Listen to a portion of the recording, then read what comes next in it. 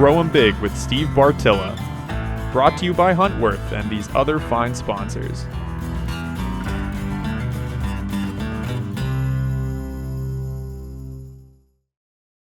Over the years, and quite frankly, multiple times every year we run these shows, I talk about how the greatest myth is that you have to have a large acreage and deep pockets in order to make any kind of difference in habitat improvement. If you don't have that, forget. That is so incredibly untrue, it's not even funny. As I've said many times, actually, the smaller that property, the less your margin for error and the more important these improvements are, because the ground almost never lays in the most effective manner for hunting unless we ourselves go out there and change it. If we don't change it, we're relying on pure luck, and I can't speak for you all, but I'm not overly lucky except for when I make my luck. Then my luck goes through the roof. So, what can small property, we talk about habitat improvement. You can go ahead and you can leave these areas for the bucks to bed. What you do is you build your entire plan around, if you have buck bedding on your around that buck bedding, because you don't want to pressure those bucks either through our hunting efforts or through other deer, because the social stress will drive them out, assuming there's available options, to areas where they don't have that social.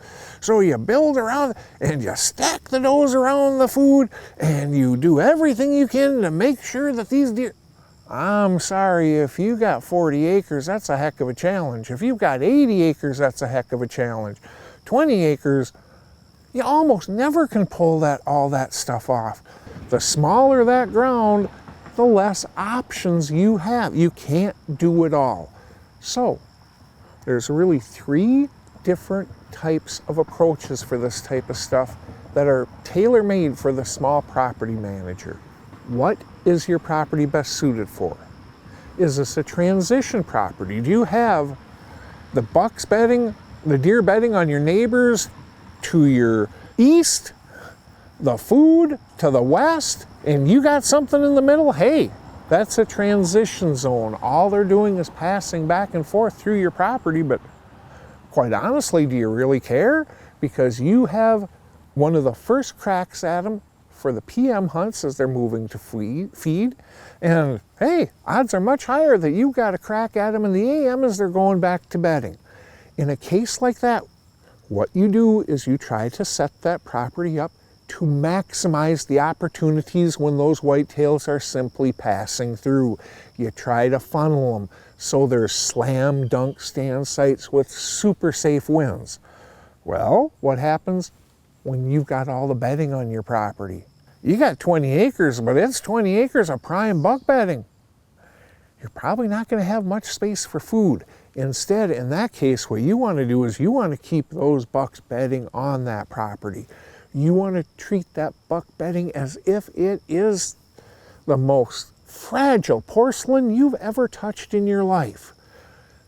Because if you can keep those bucks on that, well, you got very first crack at them in the afternoons, and you've got the last crack at them in the morning, which is almost always higher odds of daylight activity. Right? You don't have any good solid buck bedding, that's all over on the neighbors. You don't have a whole bunch of destination food.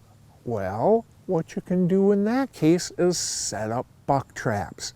Put in enough food to keep the does happy, stack those does around that food.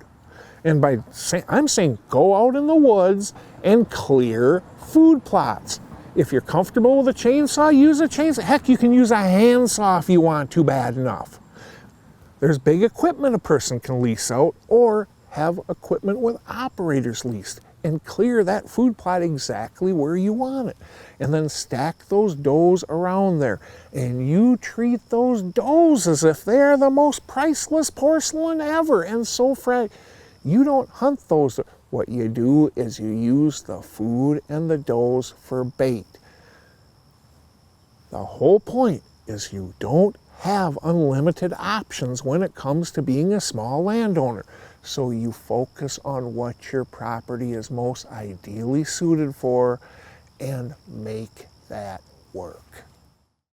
Final thoughts, brought to you by Huntworth. It is absolutely awesome when you can get those bucks to bed on your ground, you can get them to feed on your ground, and you can get them to do the majority of other activities on that ground. That's awesome. When it comes to habitat improvement and deer management, man, that gives us the ultimate of power and flexibility. Here's the rub though. Most people with a 240 cannot pull that off without losing a whole bunch of deer. That person with the 120, they're gonna have a real tough time pulling that stuff out, just getting all that and trying to get that mature buck never to leave 120, that ain't happening. Sure not happening on that 40 or that 20. You cannot have it all. Yes, habitat improvement is mission critical for that small landowner as far as maximizing their opportunities, but you cannot have everything on a small property, almost ever. So what you do, you focus on figuring out what your property is most ideally suited for. Is it a transition zone? Is it buck bedding? Or is it a buck trap? And then you focus on maximizing just that.